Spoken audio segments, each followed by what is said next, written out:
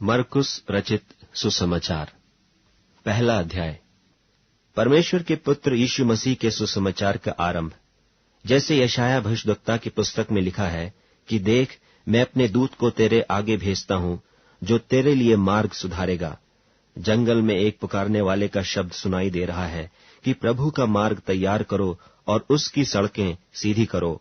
यूहन्ना आया, जो जंगल में बपतिस्मा देता और पापों की क्षमा के लिए मन फिराव के बपतिस्मा का प्रचार करता था, और सारे यहूदिया देश के और यरूशलेम के सब रहने वाले निकलकर उसके पास गए और अपने पापों को मानकर यरदन नदी में उससे बपतिस्मा लिया।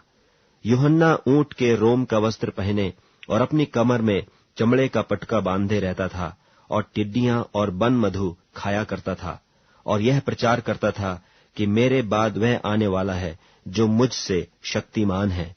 मैं इस योग्य नहीं कि झुककर उसके जूतों का बंध खोलूं।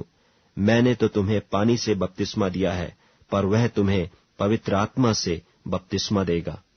उन दिनों में यीशु ने गलील के नासरत से आकर यरदन में यूहन्ना से बपतिस्मा लिया, और जब वह पानी से निकलकर ऊपर आया तो तुरंत उसने आकाश को खुलते और आत्मा को कबूतर की नाई अपने ऊपर उतरते देखा, और यह आकाशवाणी हुई कि तू मेरा प्रिय पुत्र है, तुझसे मैं प्रसन्न हूं।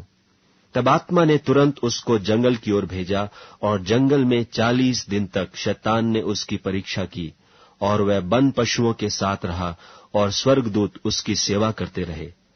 यूहन्ना के पकड़वाए जाने के बाद यीशु ने गलील में आकर परमेश्वर के राज्य का सुसमाचार प्रचार किया और कहा, समय पूरा हुआ है और परमेश्वर का राज निकट आ गया है। मन फिराओ और सुसमाचार पर विश्वास करो। गलील की झील के किनारे किनारे जाते हुए उसने शमौन और उसके भाई अंद्रियास को झील में जाल डालते देखा, क्योंकि वे मछुए थे। और यीशु ने उनसे कहा, मेरे पीछे चले आओ, मैं तुमको मनुष्यों के मछुए बनाऊंगा।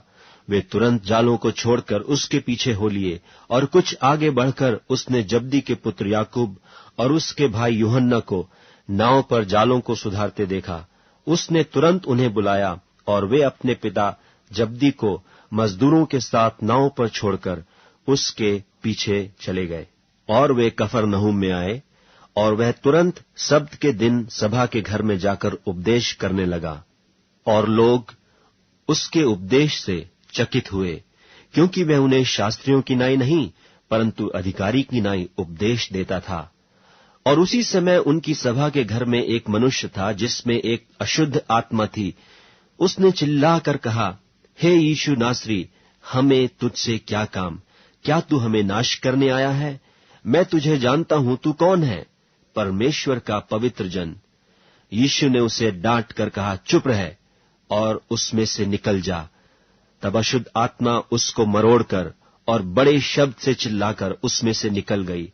इस पर सब लोग आश्चर्य करते हुए आपस में वाद विवाद करने लगे कि यह क्या बात है? यह तो कोई नया उपदेश है। वह अधिकार के साथ अशुद्ध आत्माओं को भी आज्ञा देता है, और वे उसकी आज्ञा मानती हैं। सो उसका नाम तुरंत गलील के आसपास के सारे देश में हर जगह फैल गया। और वह तुरंत आराधनालय में से निकलकर याकूब और यूहन्ना के साथ शमौन और अंद्रियास के घर आया।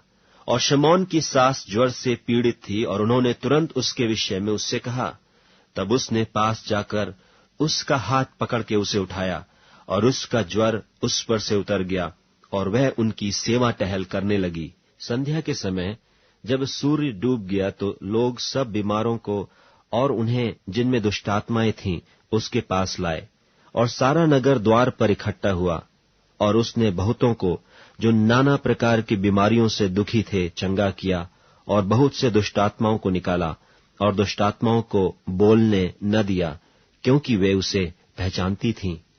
और भोर को दिन निकलने से बहुत पहले वह उठकर निकला और एक जंगली स्थान में गया और वहां प्रार्थना करने लगा। तब शमौन और उसके साथी उसकी खोज में गए। जब वह मिला तो उससे कहा कि सब लोग तुझे ढूंढ रहे हैं। उसने उनसे कहा, आओ हम और कहीं आसपास की बस्तियों में जाएं, कि मैं वहां भी प्रचार करूं, क्योंकि मैं इसीलिए निकला हूं। सो वह सारे गलील में उनकी सभाओं में जा जाकर प्रचार करता और दुष्टात्माओं को निकालता रहा। और एक कोढ़ी ने उसके पास आकर उससे विनती की और उसके सामने घुटने टेक कर उससे कहा, यदि तू चाहे तो मुझे शुद्ध कर सकता है। उसने उस पर तरस खाकर हाथ बढ़ाया और उसे छूकर कहा, मैं चाहता हूं तो शुद्ध हो जा। और तुरंत उसका कोढ़ जाता रहा और वह शुद्ध हो गया। तब उसने उसे चिताकर तुरंत विदा किया और उससे कहा, देख, किसी से कुछ मत कहना, परंतु जाकर अपने आप को याजक को दिखा और अपने शुद्ध होने के विषय में जो कुछ मूसा ने ठहराया है उसे भेंट चढ़ा कि उन पर गवाही हो। परंतु वह बाहर जाकर इस बात को बहुत प्रचार करने और यहां तक फैलाने लगा कि यीशु फिर खुल्लम खुल्ला नगर में न जा सका, परंतु बाहर जंगली स्थानों में रहा और चहुं ओर से लोग उसके पास आते रहे।